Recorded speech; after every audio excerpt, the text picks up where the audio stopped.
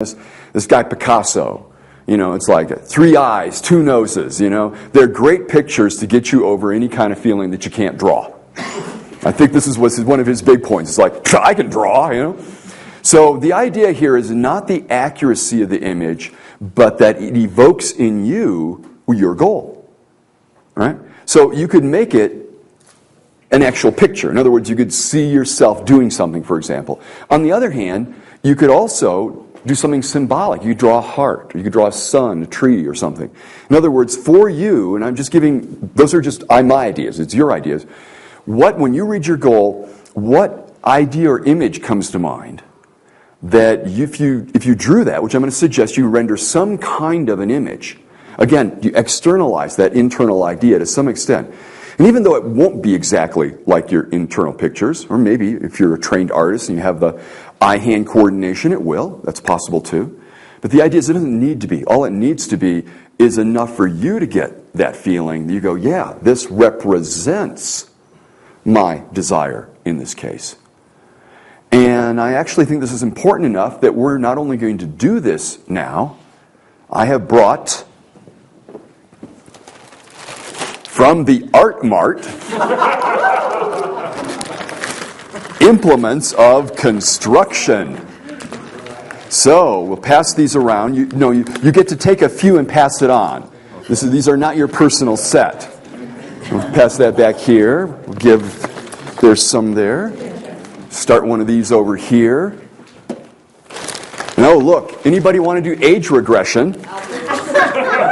Crayons. Here we go. That's real age regression. More crayons. Okay.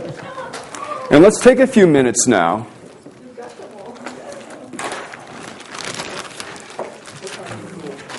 And by means of encouragement, for those of you that aren't quite with the program yet, the wealthiest trader in the world, dollar for dollar, that is to say that he's made more money for people than anyone else.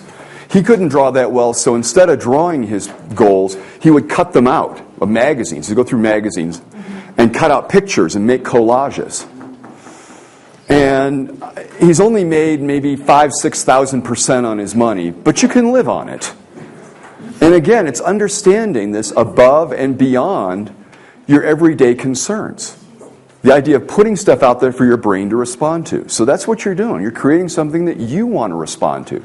Not the media, not some company, not a relative, not even an old tape loop in your head. You can put all that aside and go, what would you like to be responding to more? How would you like these skills called NLP to show up in your life when you really return to it fully and completely? Because there is a little bit of the vacation state here. And you want to take that vacation back with you. So, have at it.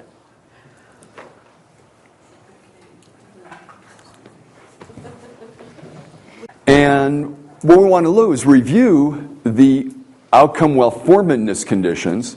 You can really tell this field's got jargon, well-formedness conditions. This is from linguistics. It simply means like a well-formed sentence, because a well-formed sentence is going to make sense. So for this sentence, which is directing your attention into the future, of course stated in the positive, initiated and maintained by self. Another way to put that in more ordinary language is you can do something about it. And it's not even that you can do all of it, but that you can, as we would say, keep the ball rolling. That you in some way. Now, this is problematic for some people. They say, well, what if it's about building rapport with somebody? A relationship. Very often we have goals in a relationship, outcomes in a relationship, and they go, well, what if they don't want to build rapport with me? Well, what can I do? I'll tell you what. What's this? Well, no, I'll tell you a story about one of my teachers.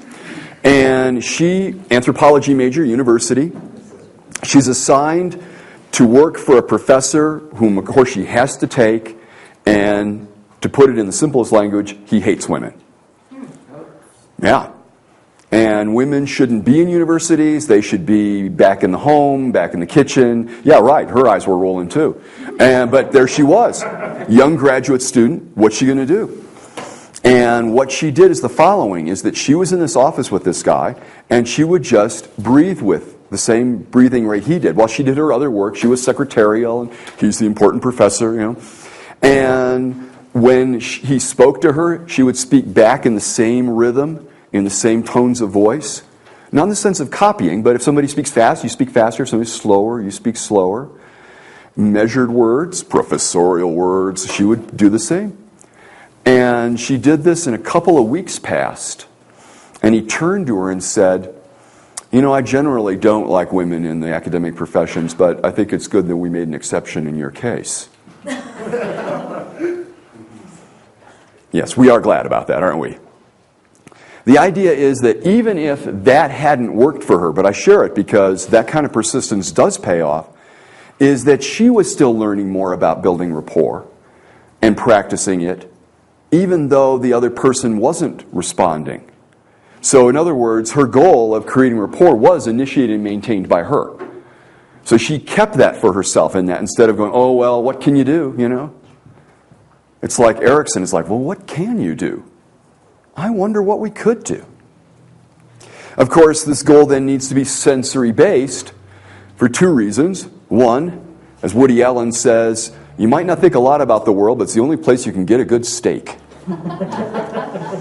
And everything else that we would want. It's also the way that you get feedback loops going. In other words, if something is sensory-based, you can actually notice, am I getting closer or farther away from my outcome? If you don't have ways of sensorily measuring that, you can make up anything you want. But that's not actually going to get you to real goals, real differences in the world. Also, context specific. Goes again to the idea of where would you like this to show up first? Where specifically in your life would you like to begin to be practicing these skills, to be appreciating all the time and effort you've spent and noticing the changes in yourself and the people around you? Now, when I came into NLP long ago, when dinosaurs roamed the earth, these were the outcome conditions. Now, this was a heyday for NLP. We were flying first class, we were staying in fancy hotels, we were calling our friends and spouses back home, and we were getting divorces and relationships breaking up, and it was realized in all that something was missing. That is that we, being good Americans, had focused on our outcomes, what we wanted, and had neglected, not all of us, but enough that it was noticed, the larger context. We were doing this for a relationship, but honey, now I know I'm on the road 250 days a year, but I'm doing it for you. Yeah, it's really nice here in Hawaii. So the idea of ecology came into the picture.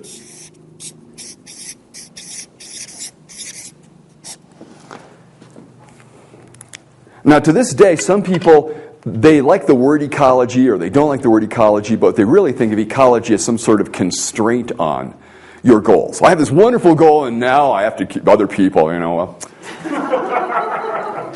I would suggest instead that what you're doing is you're increasing the scope of your situation. You go, okay, if I get this happening in my life, I know the effects, or I believe I know the effects around me, with me. You increase the scope, that is, you increase your picture, and you go, so how's this going to affect my friends, my coworkers, my family? And if you need to, you utilize that information to refine your outcome. This is not the case of having to put it aside because of ecology, but with ecology it gets richer.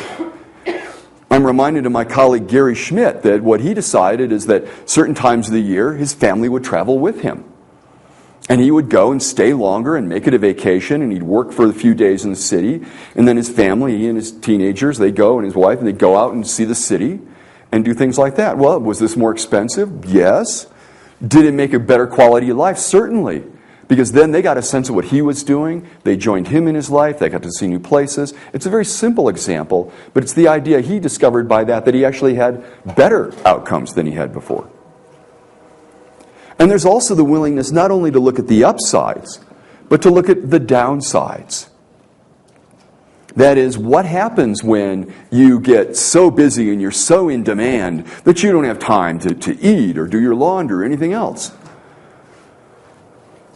People do this in life without thinking about it. This is one of these strange things about our society, is that people choose careers without ever having stepped into the picture.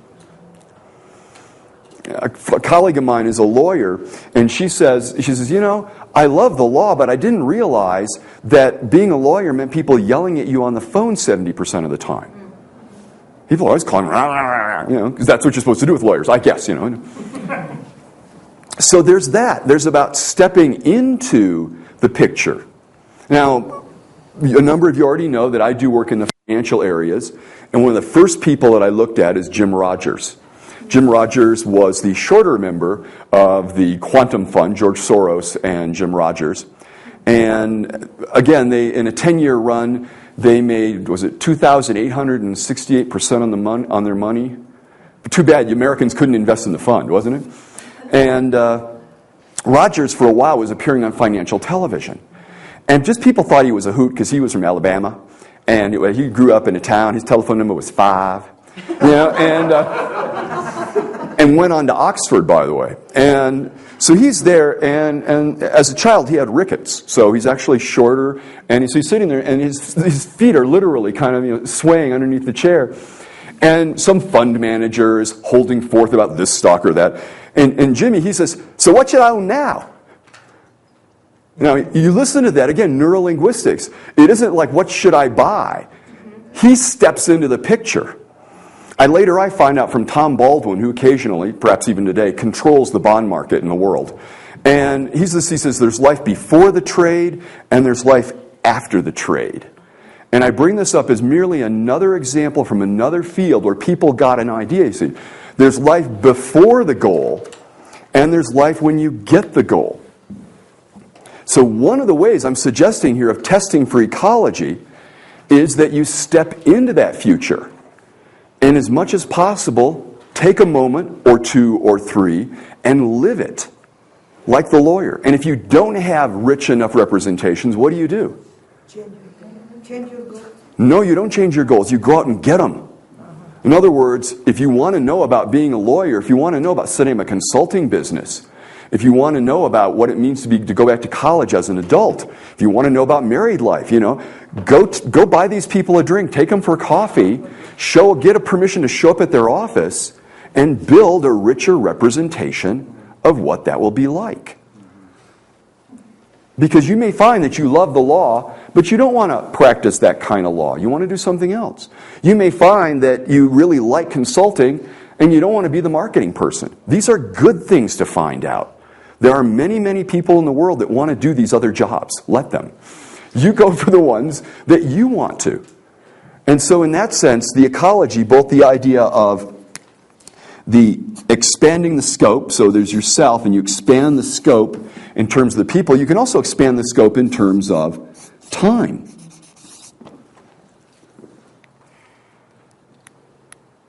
And you're looking at the positives, and you also look at the negatives so that you can come back and enrich that possibility. I'll give you an example from my experience, because I know it better than other people's, is that at the point that I went into consulting in the trading business, apparently it got the attention of some people, because some people that previously took little ads, they took little ads. After that, when I showed up, they were taking full-page ads.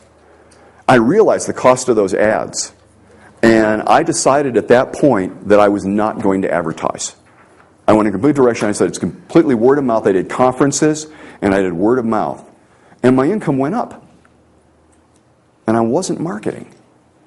Now, that seems contrary, but I had already decided that what did I want to do? Did I want to spend my time marketing myself, or did I want to spend my time doing the work?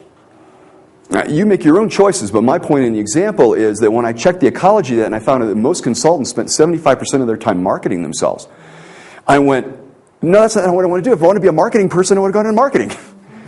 I decided I wanted to do it differently, and that caused me to revise how I went for my outcome, how I went for my goal. which turned out, and I did not know this at the time, I knew my experience would be better, but it actually turned out to be more beneficial than I thought it was going to be. This is the Joseph